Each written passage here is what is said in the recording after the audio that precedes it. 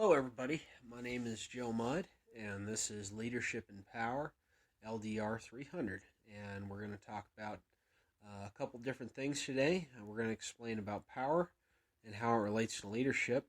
We're also going to talk about the 5 sources of power and the relationship between influence and power. And finally, we're going to wrap it up with the relationship between leaders and staff and affect influence and power. As we go through, we want to talk about a few little things. We're going to start out with talking to how the role of power and effective leadership and how that really works through any kind of set of workforce. The research I kind of conducted was going through the role of effective leadership off of ccl.org, and I kind of dissected a few of their programs about the power of a few things: power of position, the power of charisma, the power of relationships, the power of information, power of expertise, power to punish others, and the power to reward others. In this kind of system, they talk about that the power of relationships really, when used in leadership, and how the subordinates really react to having a relationship with the management and really working hard because of that relationship, and how their progress and what they do around them affects that relationship through their peers, their superiors, and their direct reportings of the other people that are in part of their group. As you kind of look into it, you realize that leadership and power in this kind of situation, it really tends to have a couple different types of power, and that goes into the 5 sources of power, and as it leaks into legitimate power, expert power, reverent power, coercive power, and reward power, where it was located from smallbusiness.cron.com under the 5 sources of power. They talk about the different sources as legitimate power being known as a type of positional power. It's kind of a organizational hierarchy where, let's just say, a junior worker reports to managers and give managers the powers to assign the duties for the people underneath them. It's kind of a positional power, and it's given to people from a lower source. Expert power is knowledge is power. And expert power is basically derived from processing knowledge, and you get to know to be these kind of people where they're relied upon to show how well that they do by the knowledge that they have to give to others. Reverent power is kind of an interpersonal relationships.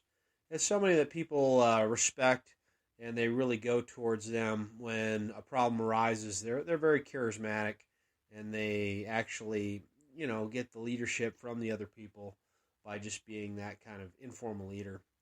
Coercive power is a person that could either change the things that they're doing by punishments or threats, or holding some kind of sway along their respective jobs that would have a negative influence.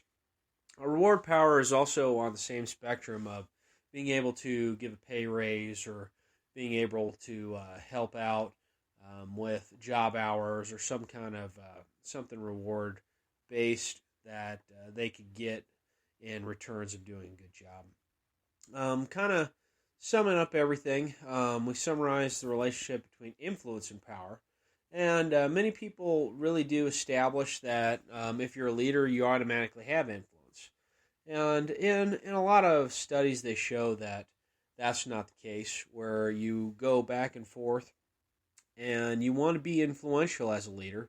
And by being influential, you really try to create a workplace where you're being meaningful, and you're being highly knowledgeable, and you can show that the employees that by the things that you're doing, you're influencing the actual product through leadership, and not the other way around by just having some kind of power over them. You can get a lot more relationship basis built on that. And as you talk about the relationships between leaders and staff and how they're affected, I looked up a study, and the study was a study called Relationships Between Leader, Power Basis, and Job Stress of Subordinates. And they really talk about how a big stressor could be from the higher ups and how it goes through the rest of the system. And a job would be a lot more hospitable if you could just treat your employees the way that you'd want to be treated. And you make sure that your leadership power makes the workforce a stronger workforce by enforcing rules and regulations, but at the same time being very responsive to the needs of your employees and working for a better workforce so that your subordinates make you a leadership because you are a great leader and they want to follow you and get better. So to wrap up, I know we gone a little bit over our time. There's a lot of things we were talking about. We talked about power and how it relates to leadership and the different sources of power.